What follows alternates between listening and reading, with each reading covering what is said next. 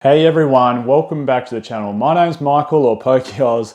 This channel is all about Pokemon card investing and market watch. If you're new here, welcome aboard. If you're tuning back in, thank you so much, it means a lot. Today's video sponsor is the Collector app. We've teamed up. You can check me out in the content creators section. I'll leave a link in the download.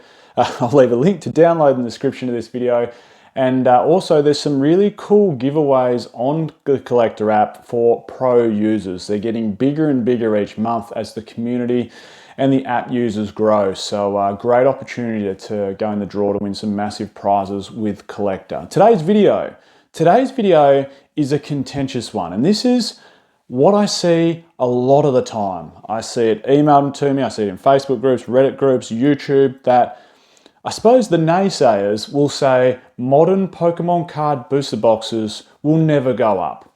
And I think there's two parts to the argument. One is they're printed more than ever, and two is that everyone keeps them sealed. You've probably heard that before. If you've been in the Pokemon card investing space for 3 months, 6 months, 12 months, 3 years, 5 years, 10 years, 25 years, you've probably heard that before, that people are saying that they won't go up, modern that is, because they're overprinted and everyone's keeping them sealed.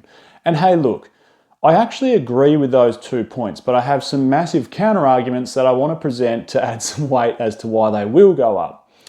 Those 2 points though, they're printed more than ever. Well, that's true. Like Pokemon cards are printed more than ever. But why do you think they're printed more than ever? They're printed more than ever because there's massive demand for them. They're not just going to, the Pokemon Company International isn't just going to print massive amounts of Pokemon cards to not sell. That makes no business sense. Why would you create something that doesn't sell? You're creating something for demand. There's two parts to it, isn't there? Demand and supply. And at the moment, we can't keep up. We can't keep up with the demand. Supply cannot keep up with the demand. There's too much of it. That's why prices are so sky high before the sets even come out at launch and when they come out, because we just can't get our hands on it. It's too hard to get. Whether you're a collector, a player, an investor, a YouTuber, a rip and shipper, whatever it might be, it's just so hard to get your hands on product. That supply-demand discrepancy is way off. So yes, I agree they're being printed more than ever, but they're being printed more than ever to meet demand. The second part of that argument is that everyone's keeping them sealed. Hey, look, I also probably agree with that. Not everyone's keeping them sealed, but I agree with the point that more people are keeping them sealed than they ever have, and intentionally keeping them sealed. Maybe back in the day, Wizards of the Coast era, there's probably a lot left, stored away, and we see it all the time, don't we? Found this, found that, found this fossil booster box, found this base set booster box. This was in the attic. This was like, found this in the back of an old gaming store that was in an old storage shed. They're just popping up everywhere because, the IP wasn't, I suppose, it was a massively known IP, but it didn't have that longevity where people thought, you know what, these things are going to be worth money to invest in. It was probably just like any old hobby, like a lot of them probably just got stored away. So more people, I agree, are intentionally keeping them sealed at the moment. But I have some counter arguments to all of this. And the first one being that modern Pokemon card booster boxes won't go up. I mean, the biggest argument to that is case in point. All of them have. There is not one booster box in the history of Pokemon cards that hasn't gone up in value. I mean, how good a return rate is that?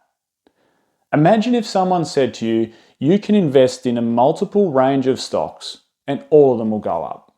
Not one of them's going to go down. They'll all go up at different rates, but they won't go down. You'd go, nah, you're kidding me. That can't be possible. It can't be possible that I can invest in something that's not going to go down. So you're telling me if I buy all of these shares at $100 US, they're all going to go up and they're never going to go down. Some of them are going to go up at different rates. Yeah, you can buy 40 of these different shares at $100. Some of them are going to see massive returns. Some of them are going to see slow returns. You don't know exactly how it's going to work. You'd go, well, that sounds way too good to be true. But that's the biggest argument. None of them have ever not gone up in value. Look behind me. Every single booster box, even Vivid Voltage, that was way overprinted. I was just talking about supply and demand and things being printed to demand. That thing was overprinted. It was overprinted to demand. There was more supply than there was demand. Crazy, isn't it? So that's the biggest first part of the argument. The second part of the argument that I have with the point that, Pokemon cards will never go up in value and, the reason is everyone's keeping them sealed. Well, eventually people just need to move on. Not everyone, with the best intentions, people will say, I'm going to keep this for 5 years and then sell it. I'm going to keep this for 10 years and sell it. With the best intentions, that's not always going to happen. Life gets in the way. I mean, you might want to move house, you might want to buy this or buy that. You might want to trade it all in for a sports car that you had on your wall as a kid and just, you've always dreamed of having that sports car. I don't know, there could be multitude of reasons why you need to get out of the hobby, and it just happens. Maybe you've just lost interest and lost love for it. So you go, well, okay, I spent initially $10,000 4 years ago and it's worth, I think I'll be able to get $22,000 for my whole, sealed booster box collection, minus fees and taxes and shipping and everything else in between. I might pocket 18 or 19 grand. Hey, you know what? That's not too bad. Like, I've made 10 grand and had a bit of fun along the way. And hey, I'm going to pocket nearly 20 grand. That's great. Now I can go on a massive holiday, or now I can do this, or now I can do that, or I can buy that car that I always wanted. Like, it could be a multitude of reasons. And look, to piggyback onto that argument that, eventually people will keep them sealed. I mean, just looking at people who eventually sell them, just look at Evolving Skies. This is probably the best example. Evolving Skies was nowhere near as hard to get, first wave or second wave, than Surging Sparks or Journey Together. It just wasn't. It was easy to get. Doesn't mean it wasn't a bad set. It's a phenomenal set. And people quickly realized that and supply quickly dried up. I'm not saying that didn't happen, but at launch, it was easy to get. And second wave printing, it was easy to get. You could get it for about 170 Australian dollars, which is about 100 US dollars at launch, and about 190 Australian dollars, which is about 120 US dollars during the second wave of printing. And you could get it. You could buy cases of it if you wanted to. And look at it now. That's probably the best example, isn't it? Everyone was saying, oh, that's massively printed. 8 billion cards printed in 2021 and 2022 and 2023. None of these are going up. And look at Evolving Skies now. Finding a case of it. Yeah, they're there. Of course they're there. But they're starting to get pretty damn rare, aren't they? And that's not an old set. It's not an old set. It came out in an era where Pokemon cards were absolutely on fire and it was being printed to oblivion and the printers were turned to 10. And look at it now. I'm not saying that modern Pokemon card booster boxes will ever be as expensive as rare vintage boxes. I mean, that's an argument or a story that's yet to be told. Maybe some of them will.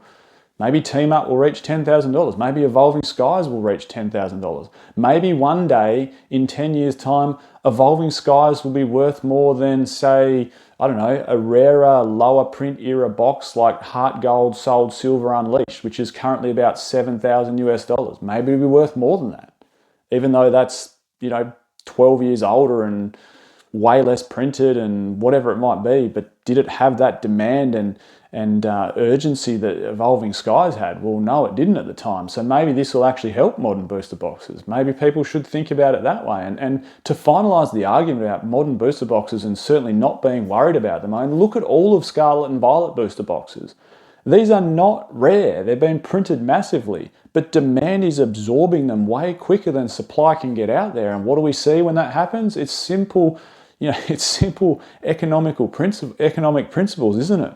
We start seeing prices jump up, and all Scarlet and Violet booster boxes have gone up. Base sets up, Paldea Evolved up, Obsidian Flames up, Paradox, Temporal Forces, Twilight Masquerade, everything's up. Everything. All of Sword and Shield are up.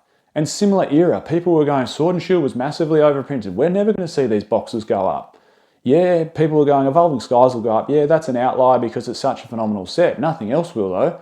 Look at Lost Origin. Look at Fusion Strike. Look at Rebel Clash and Base Set. Those have like a total set value of $450. There's nothing worth chasing in there. But eventually, supply dries out. Eventually, it becomes its own sealed collectible. Eventually, people will want that as part of their collection. In the future, will it be as desirable and sell as quickly as Evolving Skies? No, it won't. But it doesn't mean it won't go up in value. It's the same thing, it's the same story, and it just seems to be on repeat. If you're worried about modern booster boxes not going up, I don't think that needs to concern you. I think that pretty much summarises this video. I'm Michael, this is PokeOz. Catch everyone next time.